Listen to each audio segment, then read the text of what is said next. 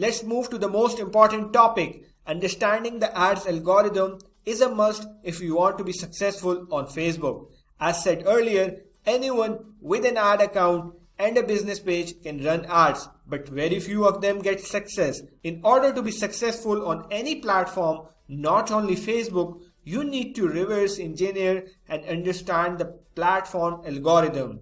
As an advertiser on Facebook, you should know the impact of the learning phase, Facebook Pixel, and ad relevance diagnostic indicators on campaigns performance. You should be connected with short-term and long-term impact of negative feedback on ads. The basic bidding strategy options should be kept in mind to achieve brand's marketing objectives. You should also know the difference between ABO, that is asset budget optimization, and CBO, that is campaign budget optimization, in order to create a promising campaign structure. Let's start off with what is Facebook ads learning phase. The learning phase occurs when you create a new ad or ad set or make a significant edit to an existing one. Facebook ads delivery system learns more about the best people and places to show the ad. The more an ad is shown, the better the delivery system becomes at optimizing the ad's performance. During the learning phase, the delivery system is exploring the best way to deliver your ad set. So performance is less stable and cost per action, CPA, is usually worse.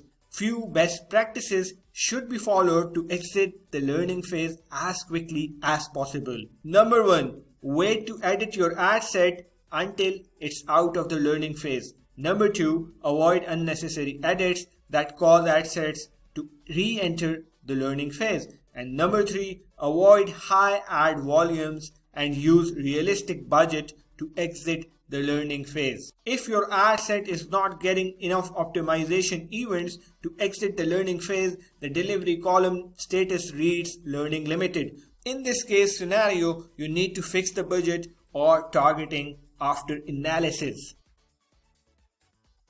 The indicators of ad relevance diagnostic has a huge impact on overall campaign's success. Quality ranking, engagement ranking, and conversion rate rankings are the 3 key indicators upon which ad performance is measured.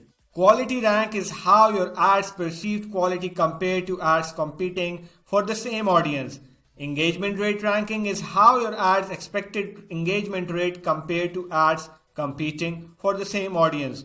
Conversion rate ranking is how your ad's expected conversion rate compared to ads with the same optimization goal competing for the same audience.